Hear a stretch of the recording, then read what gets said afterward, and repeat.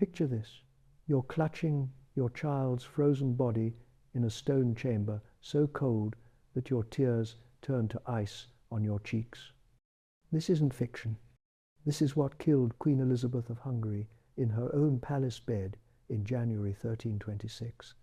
And she was royalty. Imagine what happened to everyone else. What I'm about to tell you will change how you think about winter forever. Because the seasonal cold we complain about today, it's absolutely nothing compared to the frozen hell that our medieval ancestors endured year after brutal year. And here's the thing that'll keep you listening. Most of them didn't survive. Welcome, traveler, to the darkest chapter of human endurance. Before you settle in tonight, I want you to do something. Feel the warmth around you. The blankets, the heated room, the safety. Now imagine all of that stripped away, because that's where we're going. This is the story of winter when winter meant death. The year is 1315, somewhere in northern Europe. You're a peasant farmer, and you've just realized something terrifying. The harvest has failed. Not partially failed, completely failed. The relentless rain and cold have rotted every crop in the ground. You're staring at your children, knowing that most of them won't see spring. You'll have to choose which ones get the food, which ones you'll let starve. This wasn't rare. This was medieval winter. Every family faced this nightmare. Your neighbor to the left, they lost 3 children last winter. The family to the right, the father froze to death walking back from the Lord's manor. This is your reality now. The sky is grey. The wind cuts through your threadbare clothes, and you can already feel winter's icy fingers reaching for your family. But before we dive deeper into that nightmare, let me paint you the bigger picture, because what happened to Europe between the 14th and 19th centuries was something that still baffles scientists today. The climate itself turned against humanity. They call it the Little Ice Age, and it transformed winter from a difficult season into a systematic killer that would claim tens of millions of lives over the centuries. The temperatures dropped so dramatically that the entire character of European life changed. Rivers that had never frozen solid became ice highways. The Baltic Sea froze so thick that armies marched across it with full cavalry and siege equipment. In London, the Thames became a frozen carnival ground. But this wasn't fun and games. This was desperation, wearing a mask of festivity. When your world is frozen solid, you either adapt or you die. Let me give you a number that'll make your blood run cold. During the Great Frost of 1709, temperatures plummeted so low that wine froze solid in barrels. Imagine that. Wine, with all its alcohol content, turning to ice. Birds fell from the sky, frozen mid-flight. Their wings locked in position, trees exploded from the expanding ice in their sap, the sound echoing through frozen forests like cannon fire. And people died in their beds, their bodies discovered weeks later, perfectly preserved in the killing cold. Some were found sitting upright, frozen, in the act of trying to stoke a fire that had died hours before. Children were discovered clutched in their mother's arms. Both turned to ice sculptures of final, desperate embraces. Now, here's where it gets interesting, and I mean that in the darkest possible way. The wealthy assumed they'd be protected. Stone castles, abundant firewood, servants to tend the fires day and night, layers of expensive furs, and access to the best food available. But stone, as it turns out, is an excellent conductor of cold. Those massive medieval castles became enormous refrigerators. The thick walls that protected nobles from arrows and invaders, they trapped the cold inside like a tomb. The same walls that made you safe from enemies made you vulnerable to winter's assault. Chroniclers record that noble women wore every piece of clothing they owned to bed, layered in silk, wool, and fur, and still woke with frostbite on their extremities. Their fingers turned black, their toes went numb, and no amount of wealth could keep the cold at bay. King Henry II of England, desperate for warmth, allegedly burned pieces of furniture just to heat himself for a few precious moments. First it was chairs, then tables, then even decorative woodwork stripped from the walls. When you're burning your own chairs in a castle stocked with firewood, you know the situation is beyond desperate. His servants watched in horror as priceless furniture, some pieces centuries old, were fed into the flames. But what choice did they have? Let their king freeze to death? The irony is suffocating. Here's a man who commands armies, who rules a kingdom, reduced to burning his throne room piece by piece just to feel his fingers. But at least the wealthy had chairs to burn. Let me tell you what winter meant for the other 99% of the population. You're waking up in a one-room hovel. There's no glass in your windows, because glass is a luxury you'll never afford. Just wooden shutters that never quite seal, warped by years of rain and snow. The gaps let in wind that cuts like knives. Your breath isn't just visible. It's freezing on the inside of the walls, creating sheets of ice that never melt until spring. You scrape frost off the inside of your own home. Think about that. The inside, the fire in your hearth, has died during the night because you couldn't afford enough wood to keep it burning. Every piece of firewood is precious. Rationed, counted, you burn peat when you can find it. Dried animal dung when you can't. Your children are huddled together under every scrap of cloth you own. Tattered blankets that are more holes than fabric. Worn-out clothes layered on top of each other. Even old grain sacks, and you can hear them coughing. That wet, rattling cough, that means pneumonia.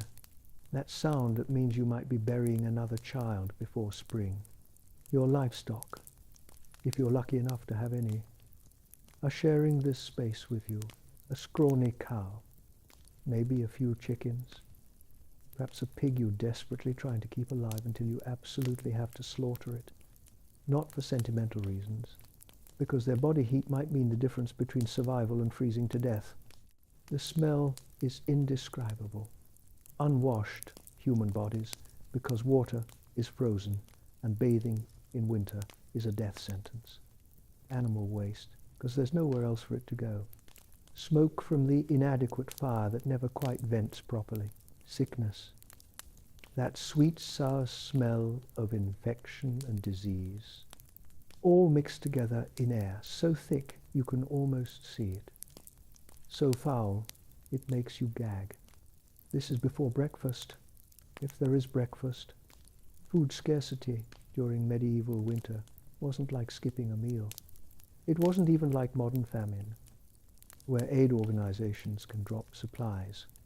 It was systematic starvation, stretching across months, with no hope of rescue, no emergency services, no backup plan. The autumn harvest had to last until spring planting, and that's assuming the harvest was good. Let me walk you through what winter rations actually meant for a peasant family. By December, you're down to hard bread, made from grain mixed with sawdust to stretch it further. The bread is so tough it can break teeth, so dry it chokes you. Some salted pork if you slaughtered your pig before winter.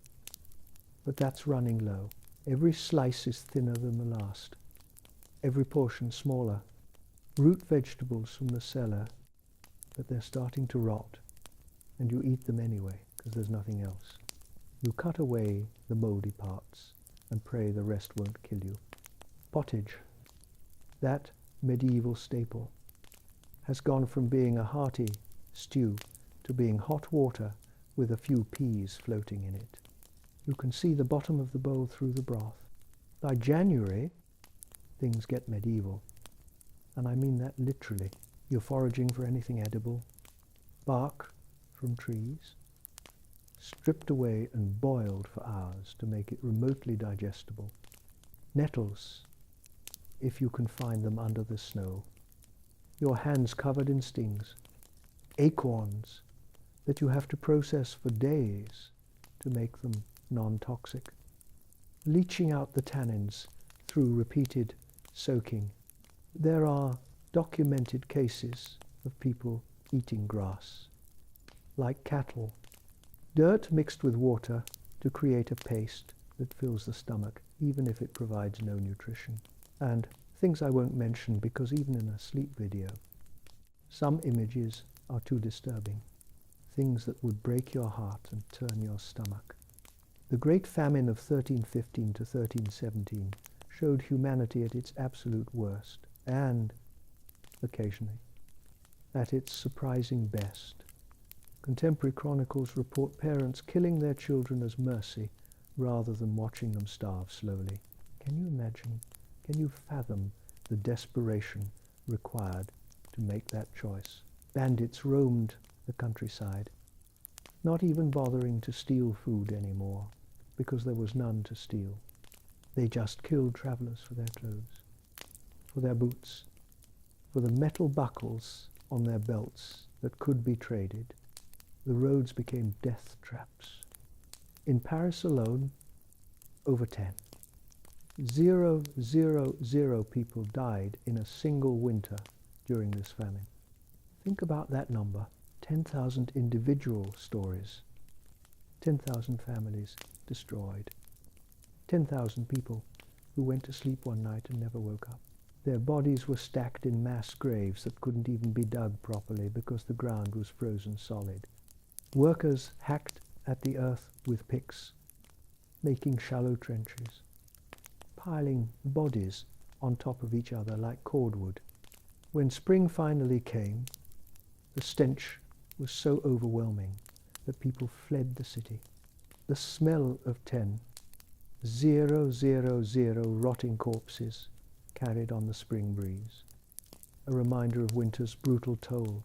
But here's something that'll surprise you about human nature, something that actually gives me hope even in this dark narrative. Even during the worst famines, there are records of extraordinary charity. Dame Matilda of York gave away her only winter cloak to a beggar woman and walked home shivering. When questioned about her sanity, when people called her foolish, when they said she'd catch her death, she said something profound.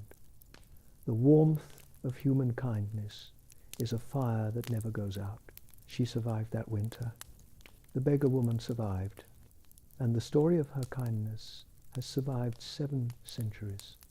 Monasteries opened their doors even when their own stores were running low. Monks who had taken vows of poverty shared what little they had. They knew that turning away the desperate might save their own food for a few more days, but it would cost them their souls forever. Nobles like Lady Margaret organized soup kitchens, melting down her own jewelry to buy grain from neighboring regions. She sold her wedding ring, her mother's pearls, a golden brooch that had been in her family for generations, all to make watery soup for peasants she'd never meet. Village communities pooled their last resources, sharing meals in a desperate act of collective survival. If the blacksmith had a handful of grain and the baker had a turnip and the farmer had a bone for broth, they combined them. 10 people ate where none could have survived alone. This is the paradox of medieval winter. It brought out both the absolute worst and the transcendent best in humanity. The same season that turned parents into murderers also revealed saints walking among common people. Now, you might be thinking the cold and hunger were bad enough. But wait, there's more. And it gets worse. Disease during medieval winter was like throwing gasoline on a fire. Bodies weakened by hunger had no defenses. Immune systems that might fight off infection in summer collapsed under winter's assault.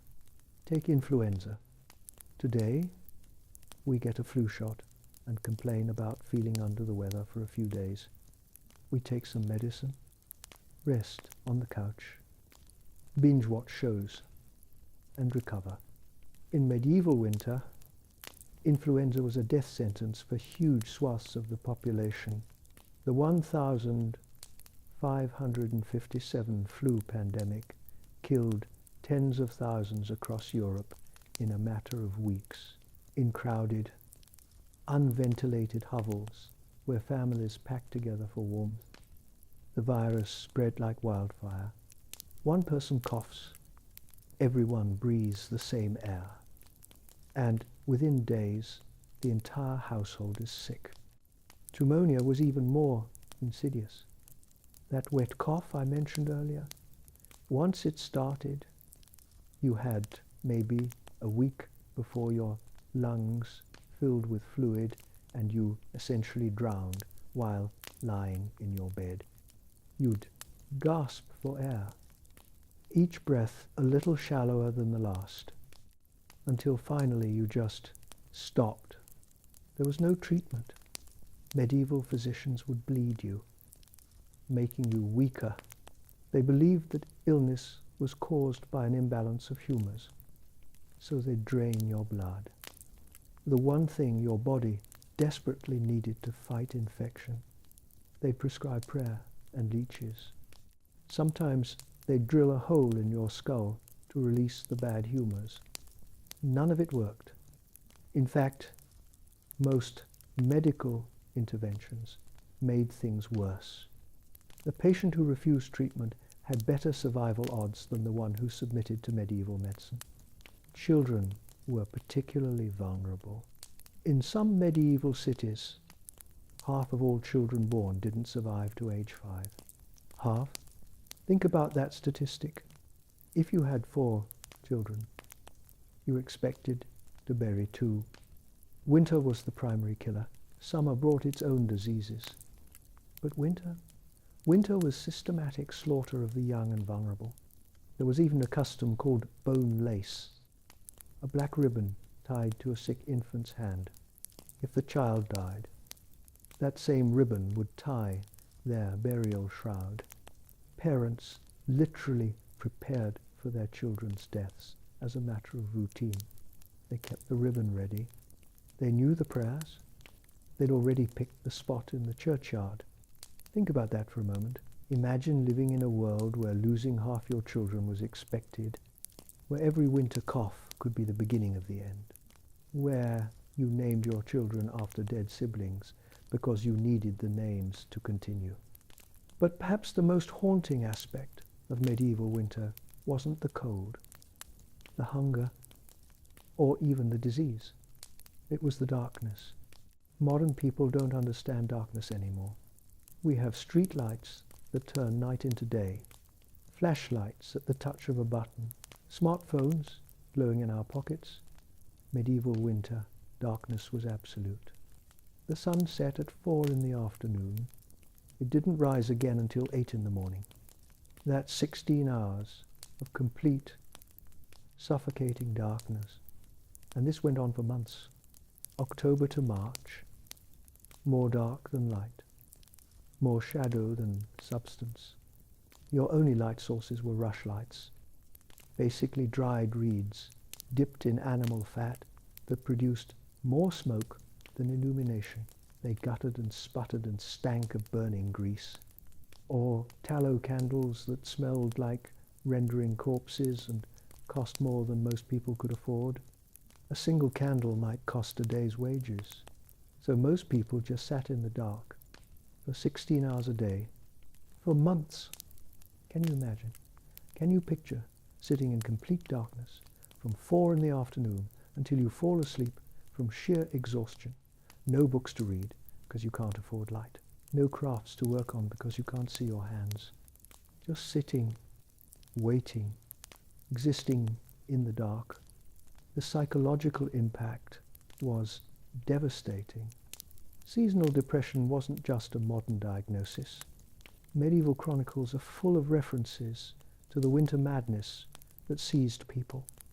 The isolation, the cold, the darkness, the hunger, all combining to break minds as surely as it broke bodies. People heard voices in the wind, saw shapes in the shadows, became convinced that demons were stalking them through the long nights. Some of it was genuine mental illness triggered by stress and deprivation. Some of it was probably hallucinations from malnutrition. All of it was terrifying. And yet, somehow, they found reasons to celebrate. The feast of St. Stephen on December 26th was more than just a party. It was a pressure valve for a society on the verge of collapse. For one day, the rigid hierarchies that defined medieval life were completely inverted. A peasant, the lowliest serf, would be crowned the lord of misrule and given actual authority to command nobles. Can you imagine the psychological release? For 364 days a year, you're literally owned by another human being. You have no rights, no freedom, no say in your own life. You bow, you scrape, you work until your hands bleed and your back breaks. Your labor enriches someone else while you starve. You watch your children die while the Lord's children grow fat. But on this one day, you get to tell the Lord to dance for your entertainment. You get to issue ridiculous proclamations. You decree that nobles must serve peasants at table, that the rich must give gifts to the poor, that for one day the last shall be first. You get to feast on the good food that usually goes to the nobles. Roasted meat instead of thin gruel, white bread instead of sawdust, wine instead of water. It was controlled chaos, sanctioned rebellion, and it was absolutely necessary. Because without these moments of release, the entire social structure might have collapsed under the weight of winter's misery. The resentment, the anger, the burning hatred of watching your children starve while nobles complained about the quality of their wine, that had to go somewhere. The Feast of St. Stephen gave it an outlet. The celebrations were raucous beyond modern imagination. People drank until they couldn't stand, until they vomited, until they passed out in snowdrifts and had to be dragged inside. They sang bawdy songs that would make a sailor blush, verses about the secret affairs of nobles, jokes at the expense of the church. They performed mummers' plays, crude theatrical comedies, mocking everyone from the king to the pope. Actors dressed as bishops and fornicated on stage. Peasants pretended to be kings and issued declarations abolishing winter. For one glorious day, nothing was sacred. Everything was permitted, and the cold seemed a little less unbearable. But the celebration always ended. As the sun set on December 27th, the Lord of Misrule was deposed. The crown was removed, the fine clothes stripped away, and the peasant returned to being a peasant. The hierarchies snapped back into place with brutal efficiency. The noble who had been forced to serve dinner was once again the master. The peasant who had given orders was once again the servant. And winter tightened its grip once more. Let me tell you about what happened next, because this is where medieval survival became truly brutal. By February, you're in the deepest part of winter, and your food stores are gone, completely gone. The cellar is empty except for a few withered turnips and some mouldy grain. The salted pork is a memory. The bread has run out. This is when people started making decisions that would haunt them forever.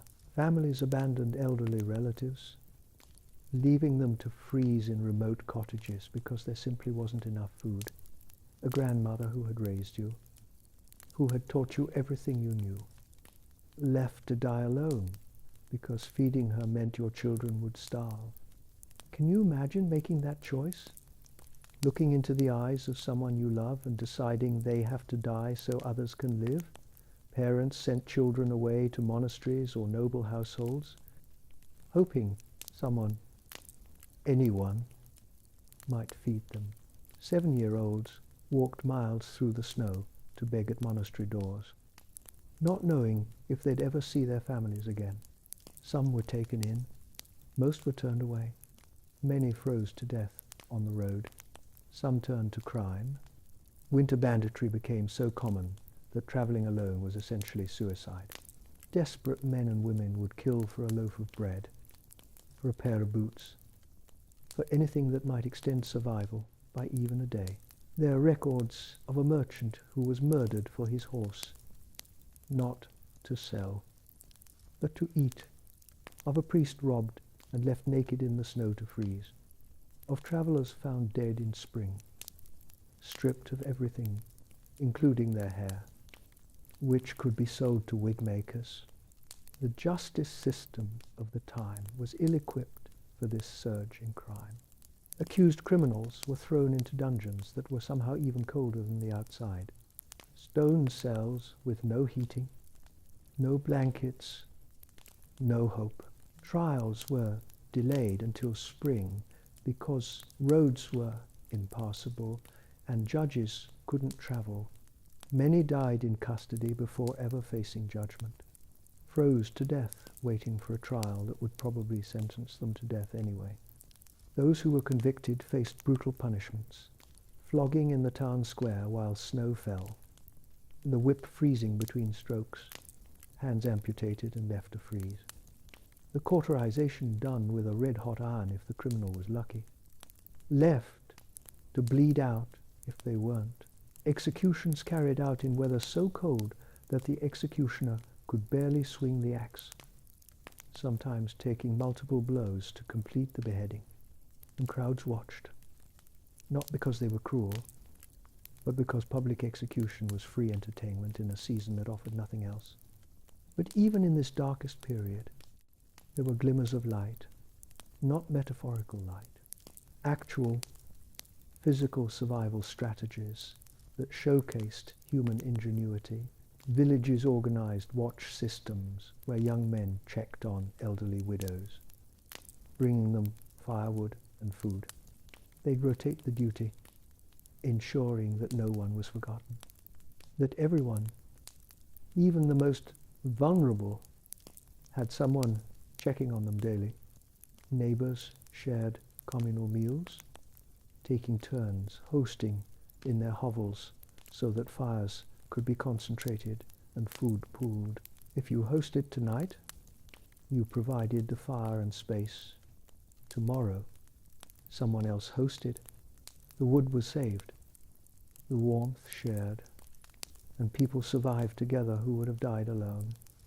There's a beautiful account from 1377 of two peasant families who had exhausted their winter stores.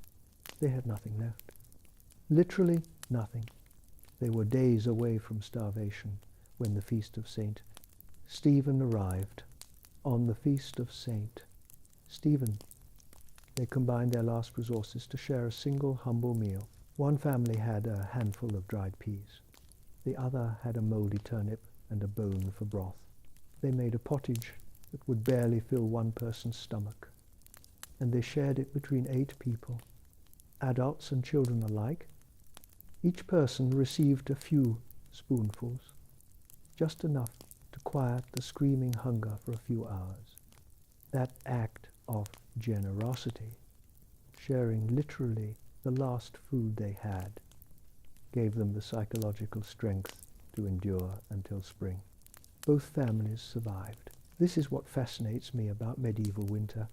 The same season that brought out humanity's cruelty also revealed its capacity for profound compassion.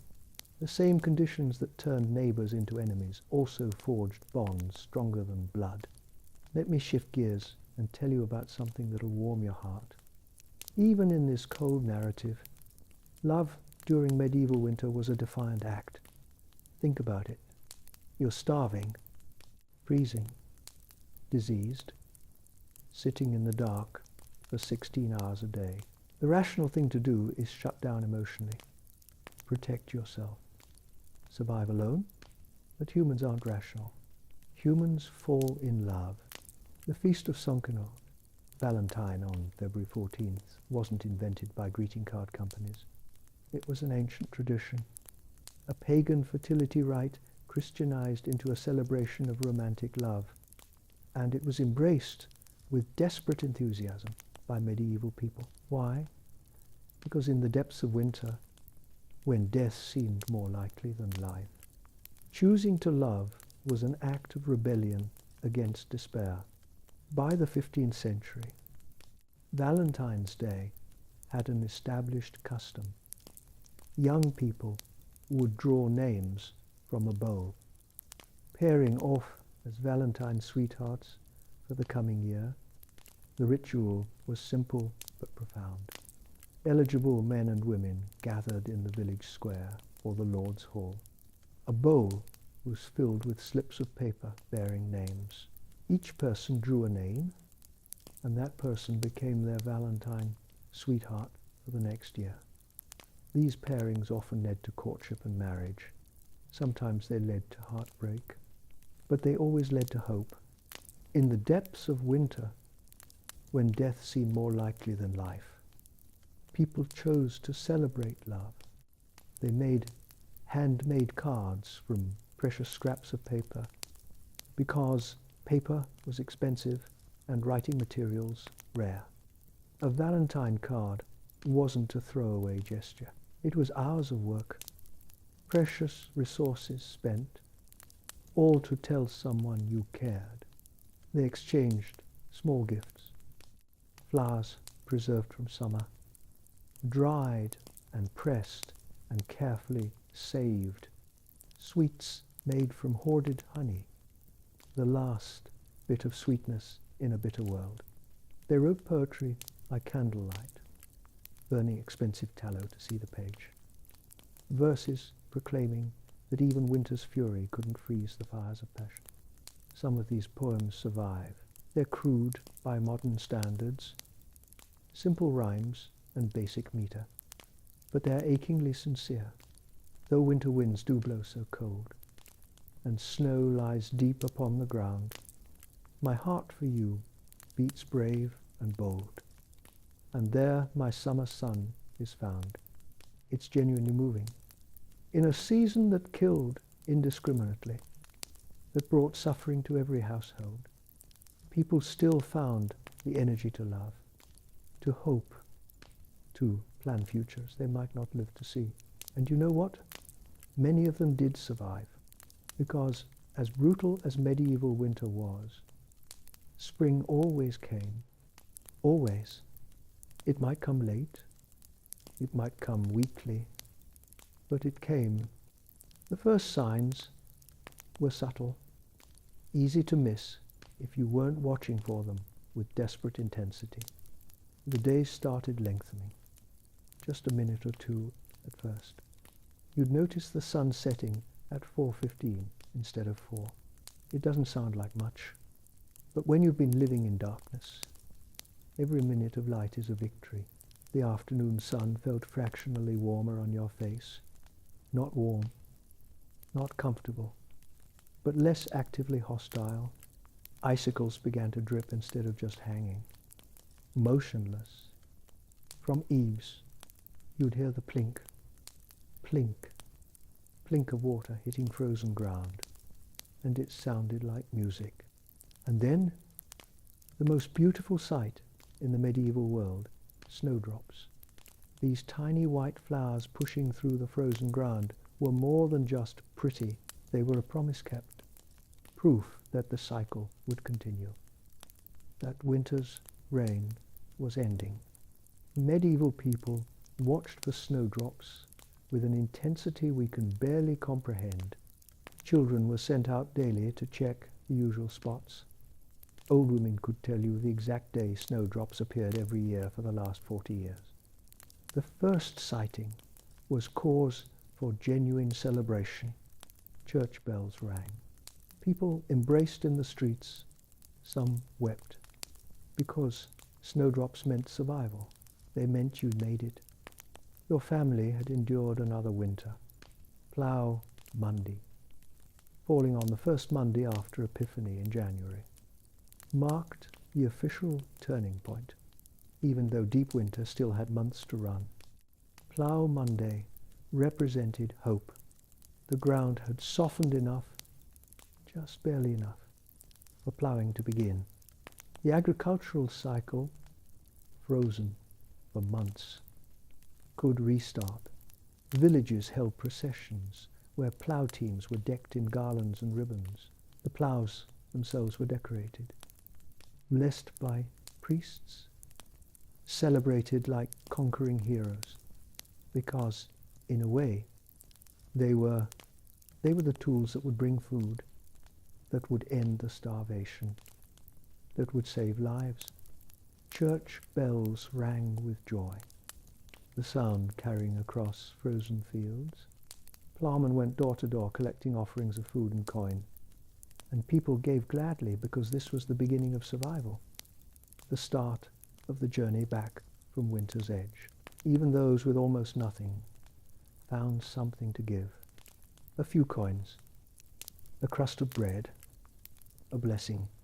Can you imagine the relief, the visceral, overwhelming relief of knowing you'd made it, that your family had survived another winter, that food would grow again? Medieval spring wasn't gentle. It was glorious.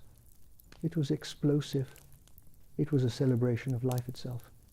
Fields that had been dead, brown, frozen landscapes erupted into color almost overnight. Green shoots pushed through the mud with unstoppable determination.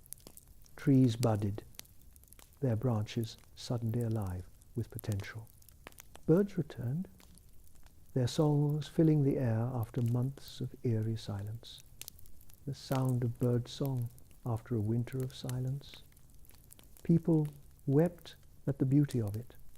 The temperature rose enough that people could remove layers of clothing, could open shutters without inviting death inside. For the first time in months, you could feel your fingers. You could take a full breath without it hurting. You could walk outside without the wind trying to kill you. And the food? Oh, the food. Fresh eggs from chickens that had survived, their production ramping up as days lengthened. New grass for livestock that made their milk sweet again, that put meat back on their bones. Early vegetables from the garden, shoots of green that could be harvested and eaten. Meat from animals that didn't have to be slaughtered just to avoid feeding them through winter. Medieval people celebrated spring with an intensity that puts our modern holidays to shame. We have spring sales and Easter candy. They had survival festivals. They sang songs whose lyrics have survived 7 centuries. Loudly sing, cuckoo, the seed is growing, and the meadow is blooming, and the wood is springing up anew. The sheer joy in those words, the unrestrained celebration of survival and renewal, echoes across time. They danced in the fields, literally danced on the earth that would feed them.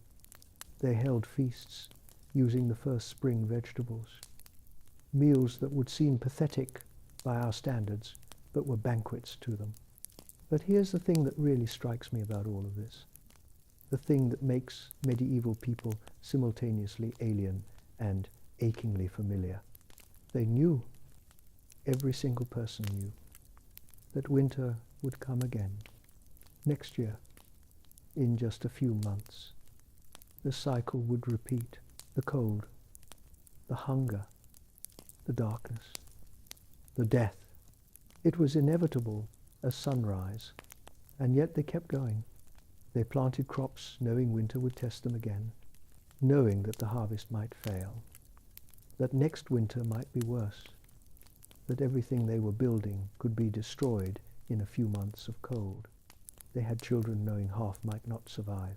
knowing that every winter cough was potentially fatal, that pneumonia stalked their hovels, that starvation was always one bad harvest away. They built communities, knowing winter would strain every bond, that hunger would test friendship, that desperation would tempt betrayal. They loved, knowing loss was likely, knowing that the person they married might not survive the winter, that the children they bore might die before their first birthday, that nothing was guaranteed except suffering and eventual death. This is the lesson of medieval winter that transcends history. It's not about survival tactics or historical facts. Those are interesting, sure, but they're not the point. The point is the indomitable human spirit that refuses to surrender even when surrender seems rational. Every winter, medieval people faced a choice: give up or endure. Lie down in the snow, let it end, or wake up and fight for one more day. And generation after generation, century after century, they chose to endure. They chose life over death, hope over despair, community over isolation. They chose to plant seeds they might not live to harvest. They chose to have children who might not survive childhood. They chose to love people they might lose. They chose to keep going when every rational calculation said to quit.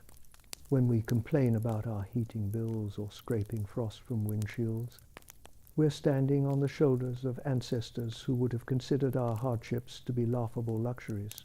Our heating bill is too high. They burned furniture to stay warm. Our commute is delayed by snow. They watched half their children die before age 5. Our grocery delivery is late. They ate bark off trees and considered themselves lucky. They faced genuine winter, the kind that killed without mercy, the kind that broke bodies and minds, the kind that turned the world into a frozen hell for months at a time. And they survived through nothing but willpower, community bonds, and stubborn hope. No central heating, no modern medicine, no emergency services, no grocery stores, no backup plan, just will and work and the refusal to give up. So tonight, as you drift off in your warm bed, in your heated room, with a full stomach and electric lights keeping the darkness at bay, take a moment to honor them, the peasants and nobles, the children and elders, the sick and healthy who all faced winter's icy scythe and refused to yield. Think about the grandmother who gave away her last crust of bread, the mother who sang to her children in the dark, the father who walked miles through snow to find work, the children who foraged for acorns and didn't complain, the neighbors who shared their fire, the strangers who showed kindness when they had nothing to gain. Their strength lives in you. Their resilience is your inheritance. The same stubborn refusal to surrender runs in your veins. And their story, brutal and beautiful in equal measure, reminds us that humans can endure almost anything as long as we face it together. The medieval winter was hell frozen over. But medieval people walked through that hell hand in hand, and emerged into spring, singing songs of joy. That's not just history. That's inspiration. That's a reminder of what we're capable of when we have to be. Because here's something we forget in our comfortable modern lives. We're not fundamentally different from them. We have the same capacity for courage, for compassion, for resilience. We've just never had to use it the way they did. But it's there, dormant, waiting. The same fire that kept them alive through medieval winters burns in us. We don't feel it because we don't need to. Our lives are easy in ways they couldn't imagine. But in an emergency, in a crisis, when everything breaks down and comfort disappears, we have that same strength. We come from survivors, Every single person alive today is descended from people who survived medieval winters, who endured plagues, who lived through famines, who faced horrors we can barely imagine. Your ancestors didn't give up. They couldn't give up, because if they had, you wouldn't be here. Think about that. Every single one of your ancestors, going back hundreds of generations, survived long enough to reproduce. They survived childhood diseases that killed half their peers. They survived famines. They survived wars. They survived winters that killed thousands. Not because they were special or chosen, because they refused to quit. And that refusal is coded into your DNA. You carry centuries of survival in your genes. So the next time you face something hard, something that seems impossible, you come from people who survived the unsurvivable. Your great-great-great-grandmother, whose name you don't know, survived winters that would kill you in days. Your great-great-great-grandfather worked until his hands bled and kept working. They didn't have the option to quit, and they didn't. Now let me tell you about some specific survival strategies that showcase just how clever and resourceful medieval people were. Because they weren't just enduring passively, they were actively fighting back against winter in ways that required genuine ingenuity. Communal sleeping arrangements were standard. Not just families, but entire extended families and sometimes neighbors would sleep in one room, sometimes in one large bed. Body heat was precious, and sharing it made sense. Privacy was a luxury no one could afford in winter. Some villages built communal winter houses, large structures where multiple families lived together from October to March. They'd pool their firewood, their food, their labor. Sharing the burden meant everyone had a better chance of surviving. The concept of winter neighbors was common. If you lived remotely, you'd move in with family or friends in the village for winter. Your isolated farm would be abandoned, your livestock brought with you, and you'd survive the winter in town where help was available if needed. Food preservation techniques were sophisticated. Salting, smoking, pickling, drying, fermenting. They used every method available. Root cellars were dug deep below the frost line and carefully managed. The temperature and humidity had to be just right or everything would rot or freeze. Livestock management was strategic. They'd slaughter most animals in late autumn because feeding them through winter was impossible. The meat would be preserved, but they'd keep a few breeding animals alive, often bringing them inside to share living space and body heat. Clothing was layered and multi-purpose. The same tunic worn in summer would be layered under other tunics in winter. Cloaks were essential.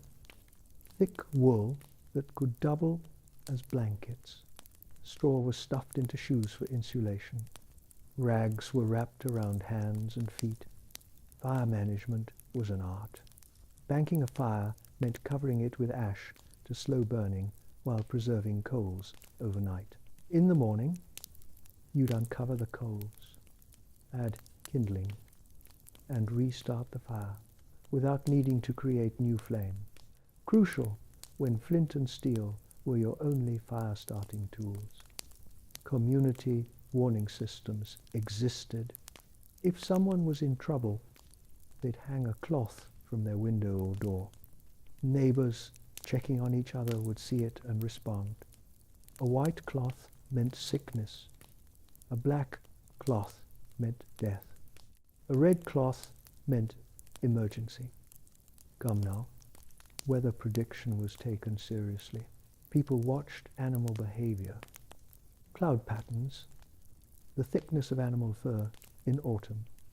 They weren't always accurate, but they were better than nothing. A hard winter predicted meant extra preparation. More wood gathered. More food preserved. Churches served as emergency shelters. In extreme cold, the church doors would be opened and anyone could enter. It wasn't warm, but stone walls blocked wind, and hundreds of bodies in one space generated heat. Storytelling served a purpose beyond entertainment. Those 16 hours of darkness had to be filled somehow. Stories passed down knowledge, taught lessons, reinforced community bonds, and provided escape. The same stories told for generations, everyone knowing them by heart, but wanting to hear them again anyway. Children's games were actually survival training. How long can you hold still in the cold taught endurance? Find food in the forest taught foraging. Make a fire fastest taught essential skills. What looked like play was actually education. Marriage timing was strategic. Weddings happened in autumn, after harvest. For a reason, a newly married couple would have winter to establish their household, spring to plant, summer to grow, and autumn to harvest. Marry in spring, and you'd have no food stored for your first winter together. Pregnancy timing mattered too. Women tried to avoid giving birth in winter. A winter birth meant the mother needed extra food when food was scarcest. The infant was vulnerable to cold, and complications could be fatal when the midwife might not be able to reach you through snow. Communities maintained shared resources. A village oven meant everyone could bake bread without each household maintaining a fire hot enough for baking. Shared wells meant someone was always checking that the water source hadn't frozen. Shared watch rotations meant everyone slept safer. Legal systems adapted to winter. Trials and legal proceedings were postponed. Debts couldn't be collected. Rents were sometimes waived, not out of kindness necessarily, but out of practicality. You couldn't get blood from a stone, and pushing people too hard in winter might trigger rebellion. Trade slowed but didn't stop.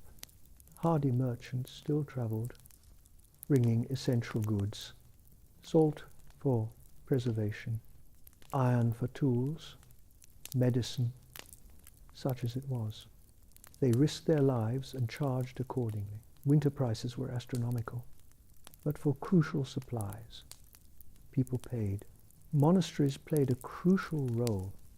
They had larger stores, better organization, and religious mandate to help the poor. Many people survived on monastery charity. The monks knew this. They planned for it. Feeding the desperate was part of their holy duty. Mental health, though not understood in modern terms, was recognized. The winter madness was real. Communities looked out for it. People who started acting strangely were watched, helped, sometimes restrained if they became dangerous to themselves or others. Humor was a survival tool. Jokes about winter, about hardship, about death. Dark humor that would shock modern sensibilities, but it helped. Laughing at death made it less terrifying. Joking about starvation made it more bearable. Mocking the cold made people feel less powerless. Music served the same purpose. Songs about spring, about better times, about survival. Singing together created community, raised spirits, passed time. Some winter songs were ancient even in medieval times, passed down from cultures that faced ice ages. Religion provided structure and hope. Prayer times broke up the day. Saints' feast days provided celebrations. The promise of heaven made earthly suffering more bearable. Whatever your views on religion, it served a real psychological purpose in medieval winter. Alcohol was important, but not how you think. Beer and weak ale were safer than water, which could be contaminated. They provided calories and nutrients. Drunkenness was discouraged except on feast days. Alcohol was food and medicine, not just recreation. Herbal medicine had some genuine benefits. Willow bark tea for pain. Willow contains salicylic acid, the active ingredient in aspirin. Honey for wounds. It's actually antimicrobial. Some remedies worked, even if they didn't understand why. Bathing was rare but not unknown. People understood that complete filth caused problems. They'd wash hands and faces, spot clean when possible. Full baths were dangerous in winter. Getting fully wet could kill you, but they managed basic hygiene. Dental care was primitive but existed. Chewing certain herbs cleaned teeth. Some people used cloth to scrub their teeth. Dental problems were common and painful, but not everyone had rotting teeth. Hair care mattered for practical reasons. Long hair provided warmth. It was braided or tied back to keep it clean and out of the way. Lice were common and fought with combs and various herbal treatments. Literacy was rare but valued. Those who could read often read aloud to others. Religious texts, yes, but also romantic tales, adventure stories, anything to pass the dark hours. Books were precious, protected, shared carefully. Childcare was communal. Everyone watched everyone's children. Older children watched younger ones. Grandparents, when they survived, were essential for childcare and knowledge transmission. A child had dozens of parents in a village. Elderly people were valued when they could work and contribute. Their knowledge of weather, of crisis survival, of herbal remedies was crucial, but when they couldn't contribute, when food was short, the reality was harsh. Disability was handled variably. Those with physical disabilities who could still contribute were integrated. The blind might shell peas or tell stories. The lame might do handwork. But severe disability in winter often meant death, simply because resources were too limited. Grief was constant. Everyone lost someone, often multiple someones. There were rituals, prayers, community support, but people couldn't afford to dwell, mourn quickly and move on, or despair would consume you. Hope was maintained through small things, a child's smile, a shared joke, a moment of warmth, a kind word. These tiny moments of light kept people going through the darkness. It sounds trite, but it's true. Hope wasn't grand gestures. It was tiny daily choices. Animals provided more than food and warmth. Pets existed, though not like modern pets. A dog might guard the house and provide warmth. A cat controlled rodents and was allowed inside for body heat.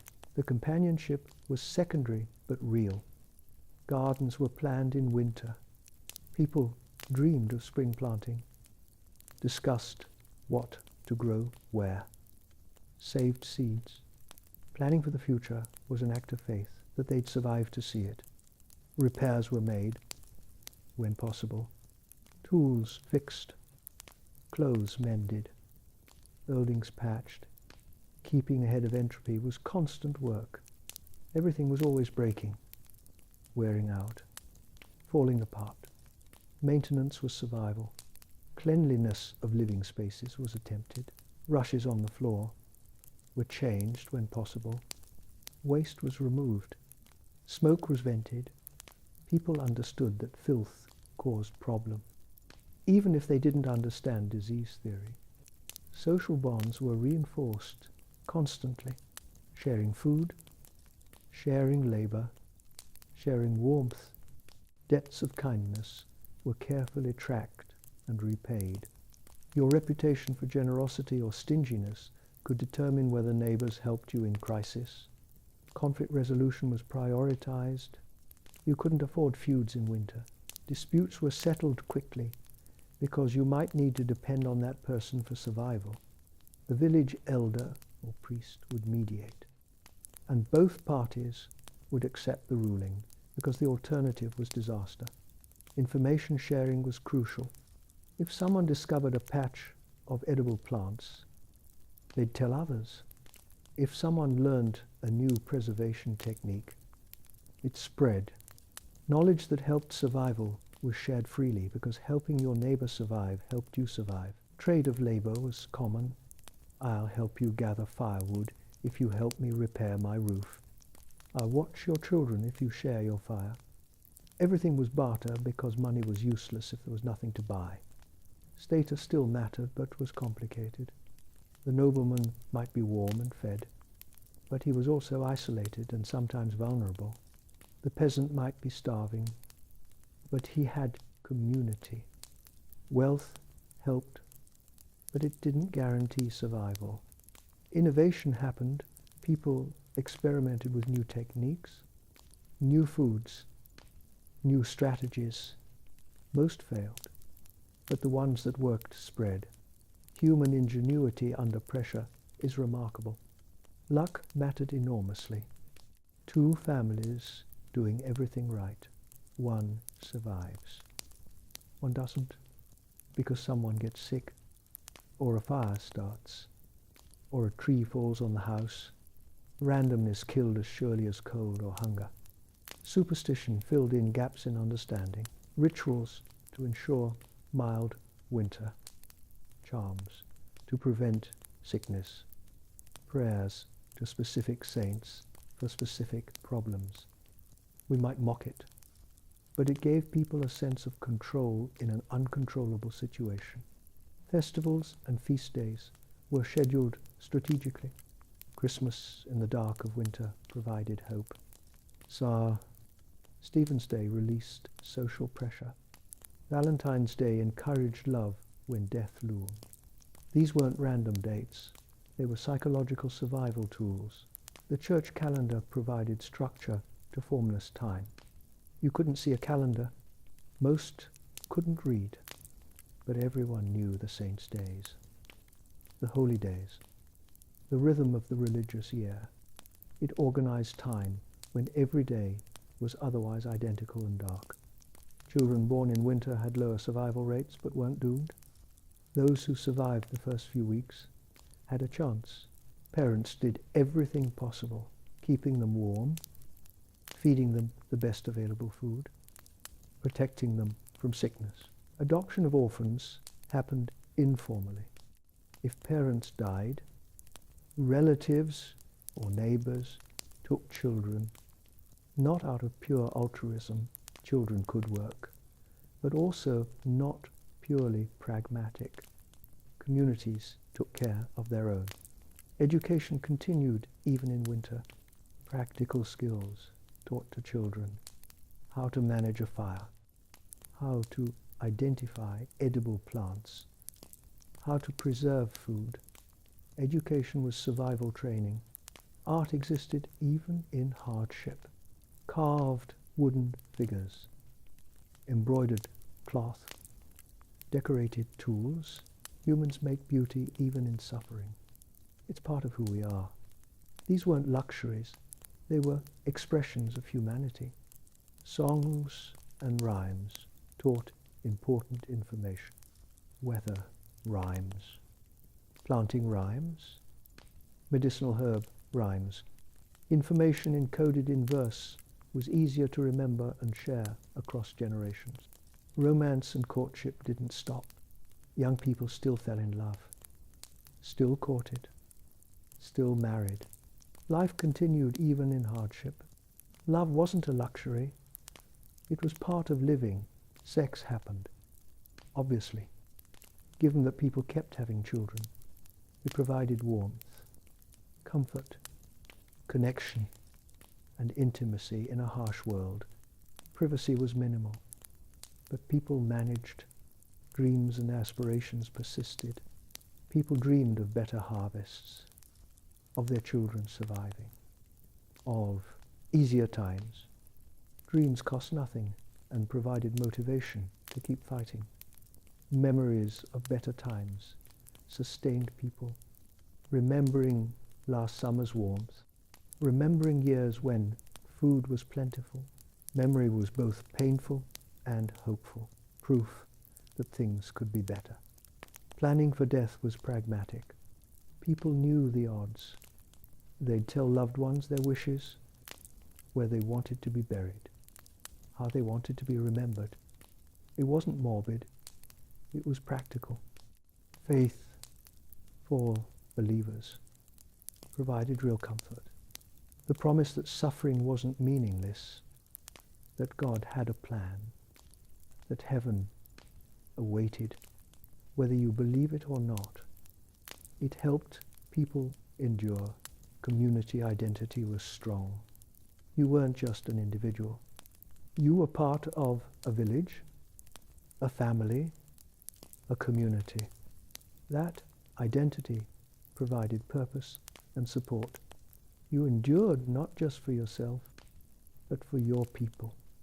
Oral history preserved knowledge. Grandparents told stories of previous hard winters and how people survived. That knowledge was crucial. Learning from past mistakes meant better survival odds.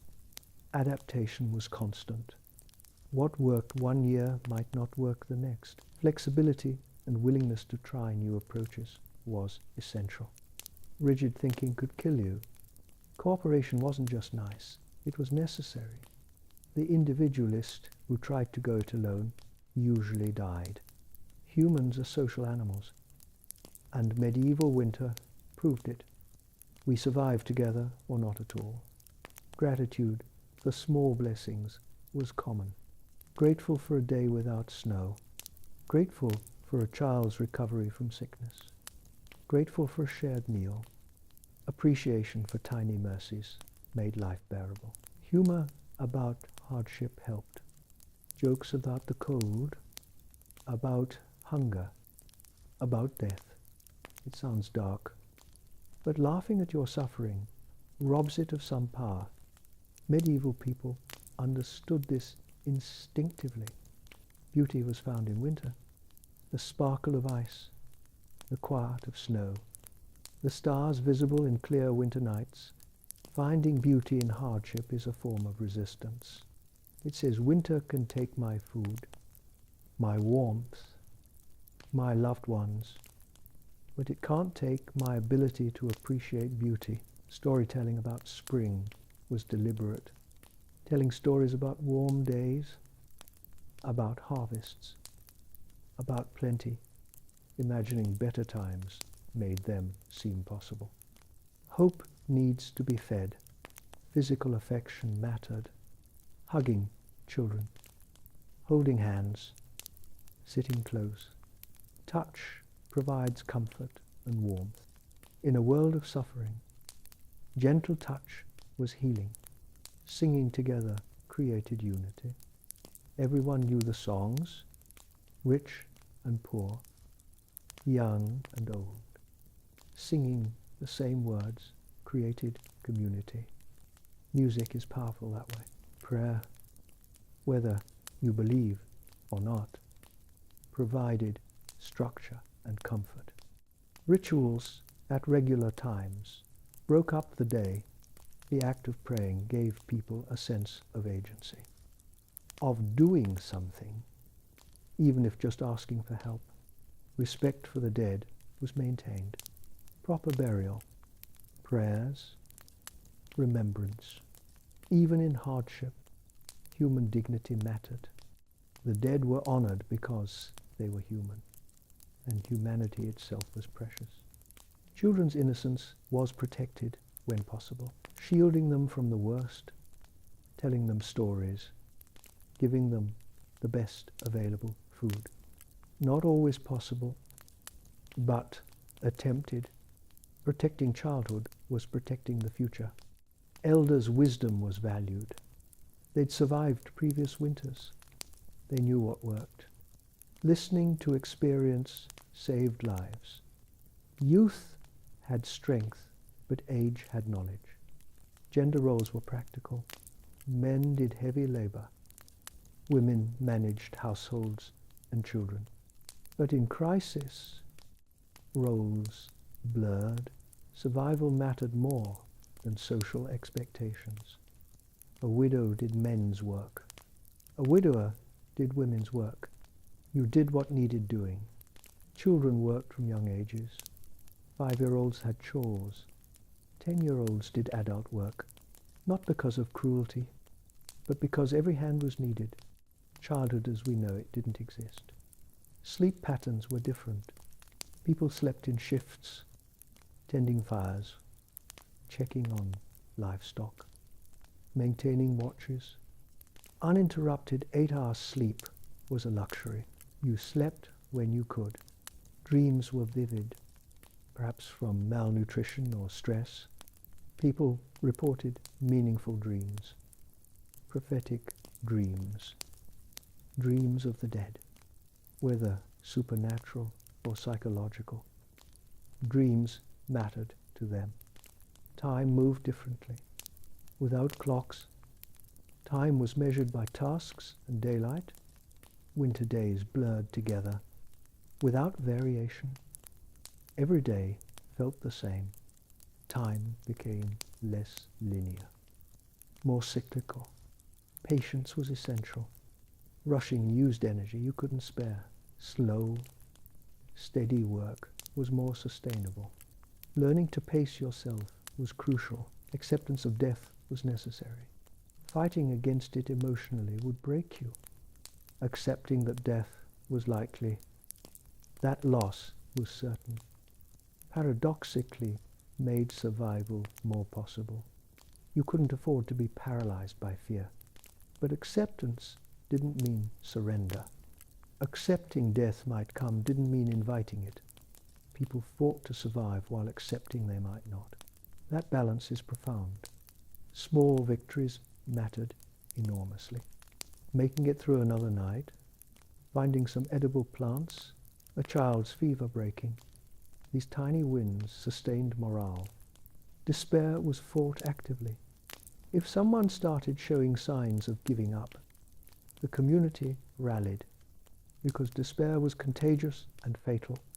People who gave up died, and their death hurt everyone's morale. Encouragement was constant. You can do this. We'll make it. Spring is coming. Stay strong. These phrases repeated endlessly, reminding everyone to keep fighting. Practical help was given without being asked. If someone was struggling, neighbors stepped in. No one waited to be asked, because pride might prevent asking. Shame about needing help was minimized. Everyone needed help sometimes. Accepting help this winter meant you could give help next winter. The community survived as a unit. Status differences mattered less in crisis. The noble might have more resources, but they weren't immune to sickness or fire or accident. Shared vulnerability created some equality. Children learned resilience by observation. Watching parents endure taught them endurance. Watching community cooperation taught them cooperation. Modeling mattered more than words. Stories of survival from previous generations inspired current survival. Your grandfather survived the terrible winter of 1307. You come from survivors. You can do this too. Identity as survivors was important. We are people who survive winters. This is what we do.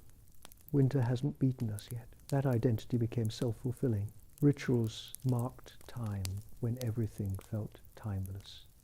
Morning prayers, evening prayers, meal times when there was food, weekly church services. Structure prevented the formless despair of endless sameness.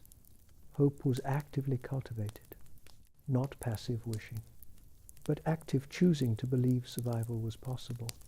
People consciously decided to hope, even when evidence suggested otherwise. Love sustained people. Love for children, for spouses, for family, for community. Love gave reason to endure. You might give up on yourself, but not on those you loved. Purpose was essential. You couldn't just survive for surviving's sake.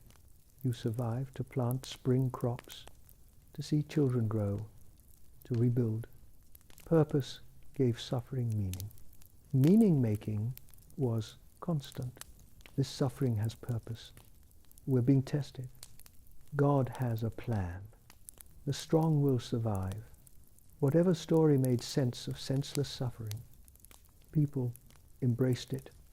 Control over small things mattered.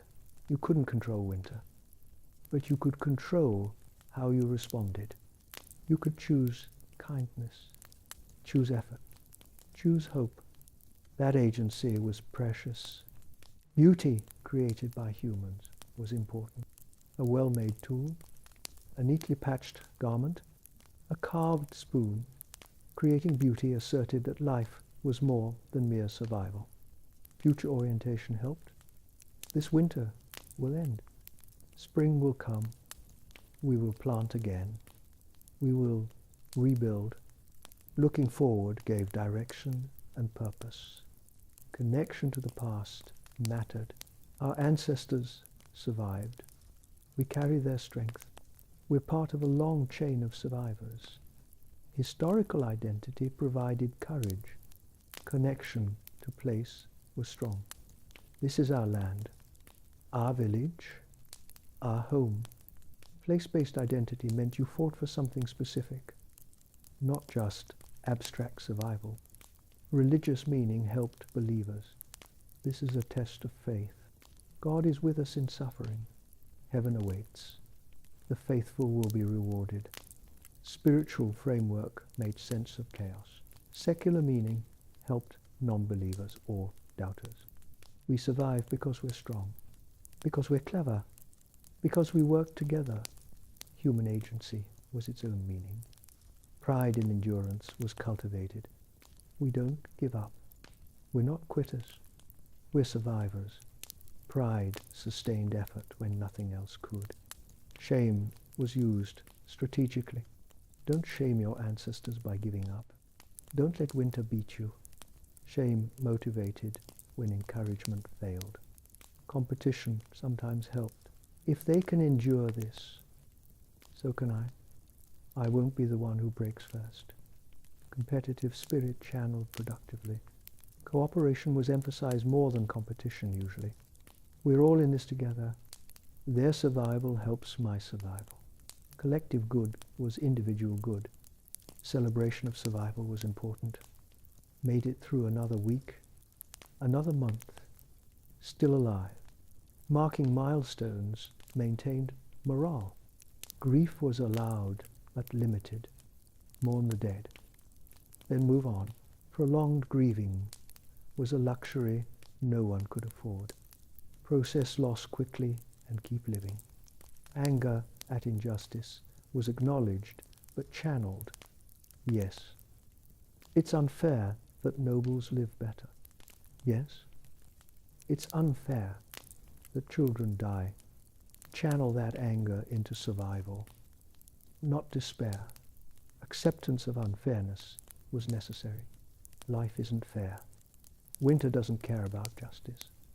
Accepting that removed the additional suffering of feeling victimized. Agency within limits was recognized. You can't control winter, but you can control your response. You can't prevent all death, but you can fight for survival. That limited agency mattered. Gratitude for survival was genuine. I'm alive. My children live. We made it another day. Real appreciation for the mere fact of continued existence. Perspective was maintained. This is terrible, but our grandparents survived worse. At least we have each other. It could be worse. Perspective helped. Comparison to those worse off helped some people. At least I have shelter. At least I have family. Others have less. Finding someone worse off made your situation more bearable. even if that's a bit morally complicated. Avoiding comparison helped others. Don't compare, just endure. Some people found comparison demoralizing. Both approaches were valid. Different things work for different people. Personal strength was discovered through adversity. People learned they could endure more than they thought possible. That discovery was empowering. Community strength was proven repeatedly. Together we can survive what would kill us alone. That lesson was reinforced constantly. Trust in others was essential. Trusting that someone would check on you, that someone would share, that someone would help. Without trust, cooperation fails, and everyone dies. Trustworthiness was valued. Being someone others could count on. Keeping promises, following through. Reputation for reliability was more valuable than gold. Honesty was important. No one could afford lies about food stores or illness. Honesty about resources and needs allowed for appropriate response. Communication was constant. Checking in on each other, sharing information, asking for and offering help. Silent suffering helped no one. Vulnerability was accepted. Admitting you were struggling, asking for help, showing weakness. It wasn't shameful. It was necessary. Strength was redefined. Strength wasn't stoic silence.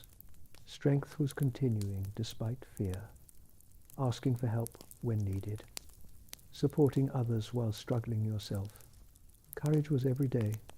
Courage wasn't dramatic heroism. It was getting up each morning, facing another day, doing what needed doing despite fear and exhaustion.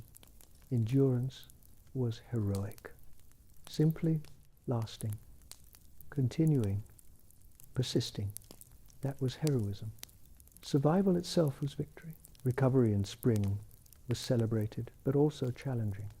Bodies weakened by months of deprivation couldn't immediately return to full labor. Spring work was crucial, but people were exhausted. Rebuilding was gradual, repairing buildings, restoring depleted resources, recovering physically and emotionally. The spring wasn't instant relief. It was the beginning of recovery. Gratitude for spring was overwhelming. The warmth, the light, the food, the hope. After months of darkness and deprivation, spring felt miraculous. Memory of winter faded somewhat in summer's abundance. Human psychology protects us by dimming memories of suffering. Otherwise, the dread would be paralyzing. Preparation for next winter began immediately. Can't rest on summer's abundance. Must prepare for the next winter. The cycle never ended. Wisdom was passed to the next generation, teaching children what worked, what didn't, how to survive. Oral tradition preserved crucial knowledge. Stories of the hard winter were told, remembering those who died, honoring those who showed extraordinary courage, preserving history. Lessons learned were applied. If something failed this winter, try something different next winter. Adaptation and learning were continuous. Community bonds forged in winter persisted. Shared suffering created lasting bonds. People who survived together stayed connected. Trauma was real but not understood or treated. PTSD from repeated loss, from near death, from witnessing horror. People carried it and coped however they could. Resilience was built through repeated adversity. Each winter survived made you slightly more capable of surviving the next. Experience mattered. Hope for milder winters sustained people. Maybe next year will be easier. Maybe the worst is past. Hope for the future made present suffering bearable. Fear of winter never fully left. Even in summer, the knowledge that winter would return lurked. That knowledge shaped everything. Respect for winter was universal. Winter was a force to be feared and respected. Underestimating winter killed people. Healthy fear kept people cautious and prepared. That nature's power was common. Winter demonstrated human powerlessness against natural forces. That humility was appropriate and necessary. Connection to nature was intimate. Reading weather signs, understanding animal behavior, knowing plant cycles. Survival required deep nature knowledge. Appreciation for summer was enhanced by winter suffering. Warmth, abundance, light, all more precious because you knew their absence. Cycles of seasons structured life completely. Life wasn't linear progress. It was cyclical. Spring planting, summer growth, autumn harvest, winter survival. Repeat. Acceptance of cycles reduced some suffering. Fighting against natural cycles was futile. Accepting them and working within them was wisdom. Patience with slow change was necessary. Spring didn't arrive overnight. Winter didn't end suddenly. Gradual change required patience. Observation skills were honed, noticing subtle changes in weather, in plants, in animals. Observation could mean the difference between preparation and catastrophe. Prediction of weather was valued. Those who could accurately predict weather were respected. Their knowledge saved lives. Respect for elders who held knowledge was strong. They'd lived through many winters. Their experience was precious. Teaching younger generation was obligation. Passing on survival knowledge wasn't optional.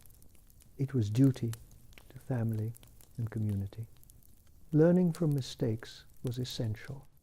If your preparation failed this year, do better next year. Mistakes could be fatal, but surviving them meant learning. Adapting to changing conditions mattered. Not every winter was the same. Flexibility and adaptation to specific conditions each year was crucial. Innovation within tradition balanced stability and adaptation. Keep what works. Try new things carefully. Abandon what fails. Pragmatism ruled decision-making. Idealism was a luxury. What works? What keeps us alive? Those were the questions that mattered. Efficiency was valued.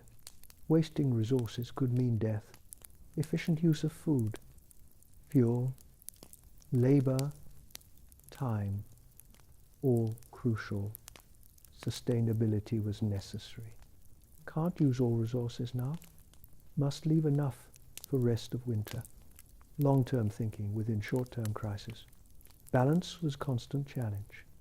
Using enough resources to survive now without depleting stores for later. That balance was difficult and crucial. Judgment was imperfect. Sometimes people misjudged, used too much too soon, or hoarded too much and suffered unnecessarily. Perfect balance was impossible. Forgiveness for mistakes was important. Judging someone harshly for miscalculation helped no one. Support and help were more useful than blame. Accountability still mattered. If someone's recklessness endangered others, that had consequences. Balance between forgiveness and accountability. Leadership was valued.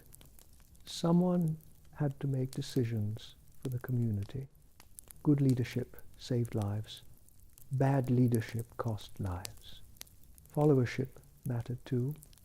Leaders need followers who trust and cooperate.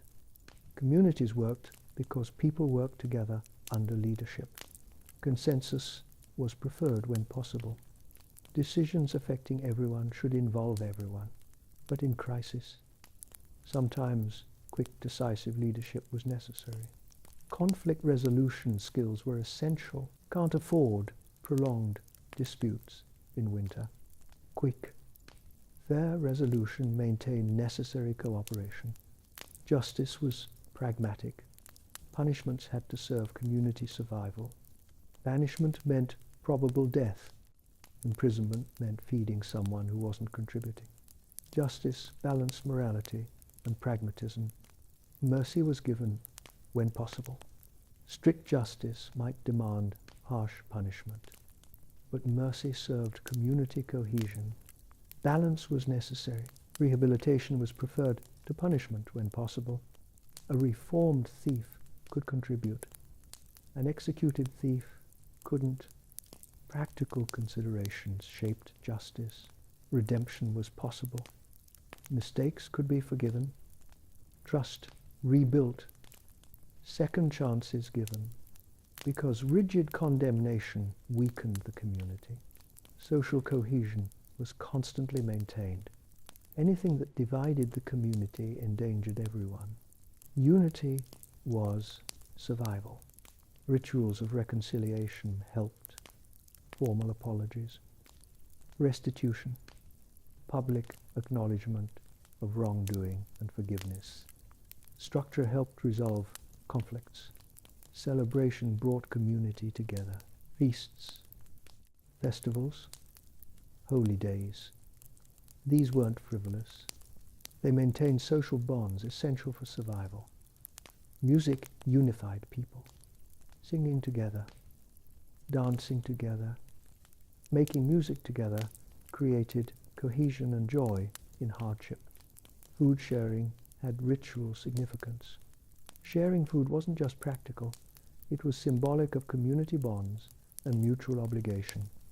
Gift-giving maintained relationships. Small gifts, tokens of appreciation, reinforcement of social bonds. Relationships needed maintenance. Visiting each other mattered. Checking in, socializing, maintaining face-to-face relationships. Isolation was dangerous. Gossip served social function. Information sharing, social norm enforcement. Community building. Not all gossip was malicious. Reputation mattered enormously. Your reputation determined whether people helped you, traded with you, trusted you. Maintaining good reputation was survival strategy. Shame was social control. Shaming those who violated norms encouraged compliance. Powerful tool, dangerous if misused.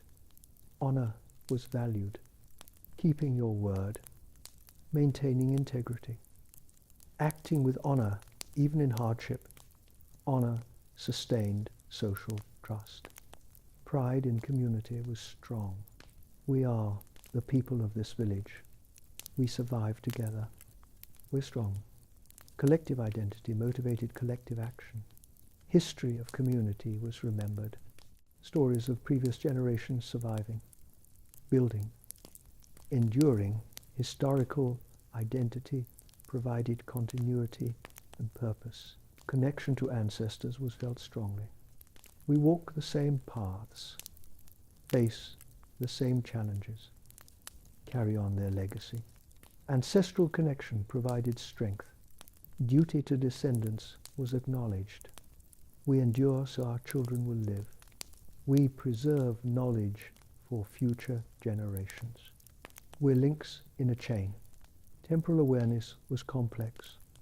Past, present, and future all mattered. Learning from past, surviving present, building for future. Legacy consciousness shaped behavior. What will future generations remember about us?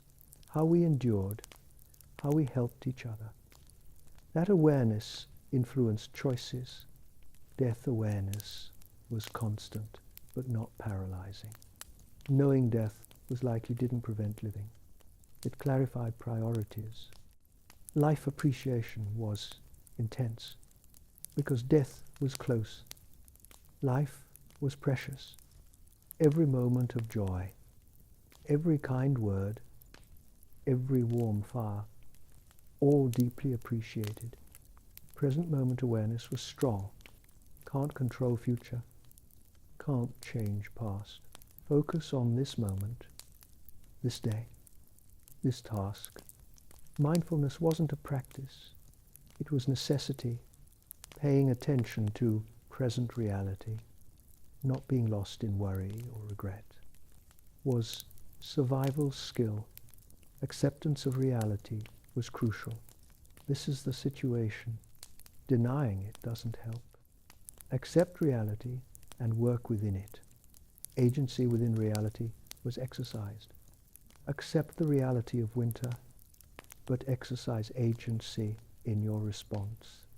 That balance defined medieval winter survival. Wisdom was hard won, learning through suffering, through loss, through near-death experiences.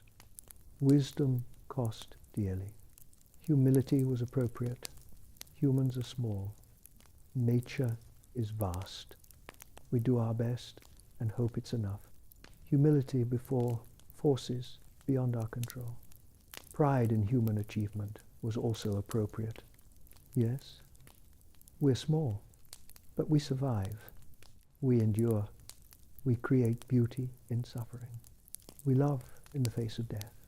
That's remarkable. Balance between humility and pride defined medieval perspective. Small enough to be humble, strong enough to be proud. Both were true. Paradoxes were lived daily. Life and death intertwined. Joy and suffering coexisting, weakness and strength simultaneous. Medieval life was paradoxical. Comfort with paradox was necessary. Modern minds want consistency. Medieval minds accepted contradiction. Life was contradictory. Complexity was acknowledged. Simple answers were suspect. Reality was complex. Survival required complex responses. Nuance was understood. Not everything was black and white. Grey areas existed and had to be navigated. Ambiguity was tolerated.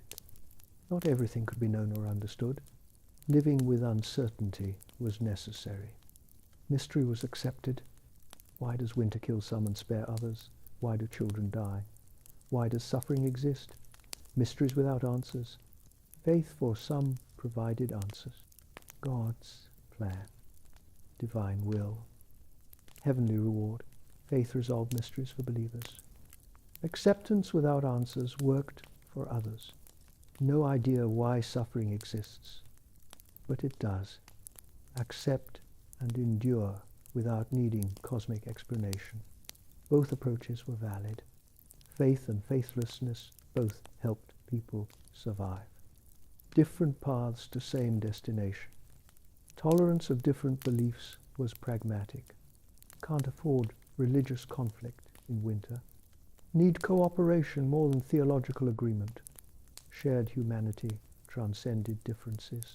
Noble and peasant. Believer and doubter. Young and old. All human. All suffering. All trying to survive. Empathy was cultivated. Understanding others' suffering. Sharing burdens. Supporting each other. Empathy built community. Compassion was practiced. Not just understanding suffering, but acting to relieve it when possible. Compassion in action. Not just feeling. Kindness was revolutionary. In a cruel world, choosing kindness was rebellion. Small acts of kindness echoed through communities. Love conquered winter. Not prevented suffering, but made it bearable. Love gave reason to endure. Love was the ultimate survival tool, so we return to where we began. Medieval winter was brutal beyond modern comprehension. Cold that killed. Hunger that destroyed. Darkness that broke minds. Disease that decimated populations. But medieval people survived. Not all of them. Not even most of them. But enough. Enough survived to continue the species. To pass on knowledge. To create the world we inherited. They survived through courage we rarely need to show, through community bonds we've mostly forgotten how to build, through hope we're not often required to maintain against such odds. Their strength lives in us. Their resilience is our inheritance. The same stubborn refusal to surrender flows in our veins. We carry centuries of survival in our genes. When we face our own winters, metaphorical or literal, we can draw on that inheritance. We come from survivors. All of us, every single person alive today, is descended from people who refused to give up.